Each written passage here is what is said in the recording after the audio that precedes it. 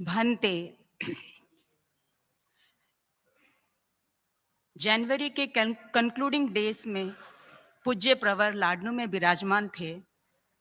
2022 का ईयर था और सेलिब्रेशन का माहौल था। उन अद्भुत सेलिब्रेशंस के माहौल के पल में हम शासन माता के जो 50 इयर्स गोल्डन जुबली जो सेलिब्रेशन कर रहे थे, उसमें मुझे खड़ा होकर रात्रिकालीन प्रोग्राम में कुछ बोलने का मौका मिला और शासन माता स्वयं उपस्थित थे। उनका आशीर्वाद था और मैंने कुछ बोलने का प्रयत्न किया। आज पुनः मैं खड़ी हो गई। भंते, शासन माता का फिजिकल प्रेजेंस नहीं है, आप श्री का सानिध्य प्राप्त है और मुझे लगता है आप श्री के पवित्र आभा वलय से मैं अपने फीलिंग्स को कुछ लैंग्वेज में बदल कर प्रस्तुत करने का प्रयत्न कर रही हूं, अन्यथा छोटी मुंह बड़ी बात हो जाएगी। शासन माता का व्यक्तित्व मल्टी डायमेंशनल पर्सनालिटी है भंते, और हम देख रहे हैं कि साधु वृंद सभी जो निकटता से रहे हैं वे अपनी अभिव्यक्ति दे रहे हैं और मैं भी कुछ कहना चाहती हूँ। उस मल्टी डायमेंशनल पर्सनालिटी को एक्सप्लोर करने के लिए मैं कौन से डिसिप्लिन को एक्सप्लोर करूं समझ नहीं पा रही हूँ। क्या उनका एजुकेशनल डिसिप्लिन एक्सप्लोर करूं, उनका लिटरेरी डिसिप्लिन एक्सप्लोर करूं, उनका केयर कॉन्शियसनेस एक्सप्लोर करूं, या फिर मैं क्या करूं? उनके इन्फिनिट एस्पेक्ट्स है भंते। मुझे लगता है वो इंटरकनेक्टेड पर्सनालिटी है। वो इस तरह से इंटरकनेक्टेड पर्सनालिटी है बिकॉज वो परम पूज्य अगर शासन माता के बारे में बोलना है तो हमें गणाधिपति पूज्य गुरुदेव श्री तुलसी को याद करना है। यदि उनके बारे में कहना है तो हमें परम पूज्य आचार्य श्री महाप्रज्ञ जी को भी याद रखना है। और यदि हमें उनके बारे में बोलना है तो हमें आपको भी याद ही करना है, बिकॉज वो आप सभी से इंटरकनेक्टेड रहे हैं। लास्ट मोमेंट तक वो धर्म संघ के तेरापंथ धर्म संघ के आचार्यों से इंटरकनेक्टेड रहे हैं। और मैं आगे बढ़ती हूं तो मुझे लगता है संपूर्ण साधु समाज से इंटरकनेक्टेड रहे, साध्वी समाज से इंटरकनेक्टेड रहे, समणी जी से रहे, संपूर्ण श्रावक समाज, महिला मंडल, जितने भी आयाम है तेरापंथ धर्म संघ के, उन सभी आयामों से बहुत सघनता से इंटरकनेक्टेड रहे हैं। मुझे लगा मुझे अपने थॉट्स को ब्रेक करना पड़ेगा और मैं चूज करना चाहूंगी परसेप्शन जो है, डायरेक्ट परसेप्शन जो एस्पेक्ट है जैनिज्म का, उस एस्पेक्ट पर फोकस होकर मैं अपनी सिर्फ 2 बातें यहां पर प्रस्तुत करने की कोशिश करूंगी। डायरेक्ट परसेप्शन का मतलब है परम पूज्य आचार्य प्रवर ने हम समणी जी जो लाडनू में विराज रहे थे उन सभी को आदेश दिया कि 8 मार्च के बाद समणिया आना चाहे तो आ सकती है। मैंने संकल्प किया कोई अंतरा का योग न बने और मुझे हम सभी को पहुंचना ही है। और ऐसा शुभ अवसर आया कि सब रास्ता क्लियर होता गया और हम 8 मार्च को रात को यहाँ पहुंच गए। और रात का टाइम था, सुबह जल्दी से नीचे उतरे और साध्वी प्रमुखा जी के दर्शन किए। साध्वी प्रमुखा जी का स्वास्थ्य बहुत ठीक नहीं था, फिर भी बड़े महाराज ने बड़े प्रसन्नता के साथ दोनों हाथों से हमें आशीर्वाद दिया। उनका आशीर्वाद आज भी काम कर रहा है और हम कुछ कहने के लिए यहाँ पर उपस्थित हो रहे हैं, क्योंकि हर सदस्य एक विशिष्ट व्यक्ति के प्रति अपना बेस्ट एफर्ट करके बोलना चाहेगा। और साध्वी प्रमुखा जी ने टाइम भी ऐसा लिया है। एक पोएट ने बहुत ठीक कहा है, spring is coming, bird is build your nest, weave together straw and feathers, making each your best. इस स्प्रिंग के माहौल में, ये होली का जो टाइम है, इस माहौल में हम अपने छोटे छोटे जो मेमोरीज के पल है उनको इकट्ठा कर अपने आप को प्रस्तुत करने का एक सामर्थ्य इकट्ठा कर रहे हैं। 2010 का प्रसंग है, सरदार शहर की बात है, परम पूज्य आचार्य श्री महाप्रज्ञ जी का महाप्रयाण हो गया और वो अंतिम संस्कार के बाद हम शाम का टाइम थे, हम प्रमुखा श्री जी के उपपात में खड़े थे और बहुत सारे प्रमुख श्रावक आए और बता रहे थे कि कहाँ उस जगह पर कितनी भीड़ थी, क्या भीड़ थी। कुछ श्रावक प्रमुख आगे आए, उन्होंने निवेदन किया, साध्वी प्रमुखा जी अब आपको तेरापंथ धर्म संघ को संभालना होगा।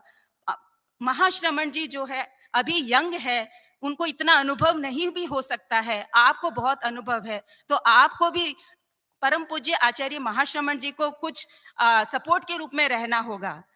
तुरंत साध्वी प्रमुखा जी का रिस्पॉन्स था, मैं वहीं खड़ी थी कि सांप का क्या छोटा और क्या बड़ा। वो मेरा पहला प्रसंग था कि मैंने डायरेक्ट परसेप्शन से ये जाना कि साध्वी प्रमुखा के पास और कोई चॉइस ही नहीं है। गुरु भक्ति, गुरु डिवोशन के आगे उनके पास कोई ये या वो की बात ही नहीं है। 100% डिवोशनल कमिटमेंट है। भंते, उनका जो केयर कॉन्शियसनेस है, गुरु के प्रति जो डिवोशनल कॉन्शियसनेस है, उनका जो एजुकेशनल कॉन्शियसनेस है, उनका जो फ्रीडम का कॉन्शियसनेस है, उनका जो डिसिप्लिन का कॉन्शियसनेस है और उनका जो प्रोग्रेस का कॉन्शियसनेस है भंते, उनका जो कंसर्न है, वो हम सभी के लिए, हम सभी के अनुभव है अलग अलग तरह के, केवल अंतरंग धर्म संघ के ही नहीं, संपूर्ण धर्म संघ का या फिर उनके सन्निधि में जो भी आए उन सभी के इस तरह के अनुभव है। और मैंने देखा कि परम पूज्य इन दिनों में हम जो डायरेक्ट परसेप्शन कर रहे थे, एक जो अनूठा हमें अद्भुत मौका मिला है इन इन लाडनू प्रवास में, बीदासर प्रवास में और फिर अभी इस तरह का ये जो अभी दिल्ली में मिला है, और ये जो डायरेक्ट परसेप्शन से जो स्ट्रेंथ और पावर का अनुभव किया है, जो प्रतिदिन गुरुदेव के जो 4 पावरफुल सेशंस होते थे, मुझे लगता है कि ये क्या हो रहा है? इंटेलेक्चुअल हो रहा है, डिवोशनल हो रहा है, मतलब कॉन्शियसनेस साध्वी प्रमुखा जी के साता नहीं है, लेकिन वो हर तरह के भक्ति में भी इन्वॉल्व है, वो एजुकेशन में भी इन्वॉल्व है, वो डिस्कशन में भी इन्वॉल्व है। हर तरह के जो आयाम परम पूज्य आचार्य श्री ने, परम पूज्य आचार्य प्रवर ने जो लाए, उन सभी में वो कॉन्शियसली इन्वॉल्व थे और लास्ट मोमेंट तक वो इन्वॉल्व रहे हैं। गुरु भक्ति में उनके हाथ हमेशा जुड़े रहे लास्ट मिनट तक। जो 17 तारीख का सूर्योदय था, उस सूर्योदय के प्रथम दर्शन में भी साध्वी प्रमुखा जी ने संभवतः हाथ जोड़ के वंदना की है परम पूज्य गुरुदेव को। और गुरुदेव मैं क्या कहूँ आपके केयर कॉन्शियसनेस को, जो हम लाडनू में थे और जब आप श्री यहाँ पर दिल्ली में पधार कर जब हॉस्पिटल में साध्वी प्रमुखा जी को दर्शन दिए, हमें 3 वीडियोस दूर बैठकर भी देखने को मिले। हमें लगा कि ग्लोबल परसेप्शन जो तेरापंथ का था वो बिल्कुल हाई लेवल पर पहुंच गया है। एक तेरापंथ धर्म संघ के आचार्य किस तरह से अभिवादन कर रहे हैं, किस तरह से वंदना कर रहे हैं, एक अद्भुत चेंज है गुरुदेव। ये बहुत बड़ा एक रेवोल्यूशन कह सकते हूँ। गुरुदेव तुलसी के लिए रेवोल्यूशनरी पर्सनल कहा जाता है। मुझे लगता है आचार्य महाश्रमण जी ने अहिंसा यात्रा में कितने कितने रेवोल्यूशनरी प्रोग्राम्स या रेवोल्यूशनरी आयोजन हमारे सामने आए हैं। ये पूरा रिसर्च का विषय है भंते। तो गुरुदेव का जो केयर कॉन्शियसनेस है उसमें 2 एस्पेक्ट और है कि जब गुरुदेव अंदर पधारे साध्वी प्रमुखा जी के कमरे में, तो ऐसे ही जब जानना चाहते थे साध्वियों से कि कैसे चल रहा है साध्वी प्रमुखा जी को, एक दिन गुरुदेव ने फरमाया कि मोर पीछ हो तो अच्छा है, क्योंकि अपने आप से कभी कभी जो अस्वस्थ होते हैं वो अपने आप से कुछ नहीं कर सकते हैं, खुजली भी नहीं कर सकते, कभी बता भी नहीं सकते हैं। तो जो आसपास साध्वियां हैं वो मोर पिंछी से थोड़ा इस तरह से उसे हिलाते रहेंगे तो छोटे जीव जंतु हो सकता है उन्हें परेशान न करे। दूसरे दिन मैंने देखा कि जो नर्स अंदर बैठी थी, जैसे ही पूज्य प्रवर पधारते थे, संतों का आवागमन होता था, उस तरह से साध्वियों का, समणियों का भी होता था। तो एक दिन नर्स थोड़ी सी बाहर जाने लगी तो गुरुदेव ने तुरंत जानकारी की कि कहीं हमारे आने से, भीड़ होने से तो ये बाहर नहीं जा रही है, इसकी चेयर यहीं रह जाए ताकि इसका ऑब्जर्वेशन 100% रहे, स्क्रीन पे क्या हो रहा है क्या नहीं हो रहा है उसके ऑब्जर्वेशन में कहीं गफलत न हो जाए। तो भंते ये तो खाली इतने से दिन का ये ऑब्जर्वेशन है, परसेप्शन है मेरा केयर कॉन्शियसनेस का। अगर आपके व्यक्तित्व के आयाम का, आपके एक एक मिनट को, आपके एक एक थॉट को, आपके एक एक नोटिंग को अगर हम ध्यान दें तो मुझे लगता है कि हम केयर एथिक्स या केयर कॉन्शियसनेस का जो एस्पेक्ट है उसको बहुत सूक्ष्मता से एक्सप्लोर ही करते चले जाए और अपने भीतर में उन आयामों को उजागर करते ही चले जाए और एथिक्स के फील्ड में बहुत अपने आप को सटनली एस्टैब्लिश कर सके। और इसी तरह से शासन माता का जो कंसर्न कॉन्शियसनेस था, हर एस्पेक्ट में हर व्यक्ति प्रोग्रेस करे, समाधिस्थ रहे, ये जो उनका कंसर्न था वो भी हम सभी के लिए एक अद्भुत मोटिवेशन है बनते। तो आज के इस अवसर पर मैंने कुछ अपने आप को एक्सप्रेस करने का जो प्रयत्न किया वो आपके ही सामर्थ्य, आपकी शक्ति से ही मैं कह रही हूँ।